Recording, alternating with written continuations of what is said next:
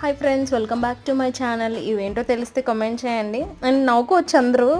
ఇవి యాక్చువల్గా కోల్డ్ కదా, ఇందులో తెలియడానికి ఏముంది అని. బట్ ఇందులో కొంచెం డిఫరెన్స్ ఉంది. అదేంటో చెప్పే ముందు మీరు నా వీడియోస్ని లైక్ చేయండి, షేర్ చేయండి, సబ్స్క్రైబ్ చేయండి.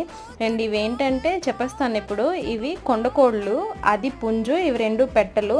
జనరల్గా ఇంటి దగ్గర పెంచుకునే కోళ్ళు, ఇంట్లో పెరిగే కోళ్ళు అవి డిఫరెంట్గా ఉంటాయి. ఇవి కొండల్లో, అడవుల్లో పెరుగుతాయి అన్నమాట. ఇక్కడ నేను ఫీల్డ్ ఏరియాకి వచ్చినప్పుడు ఒక రైతు వాళ్ళ ఇంటి దగ్గర ఇవి పెంచుకుంటున్నారు, పట్టుకొని తెచ్చుకున్నారంట.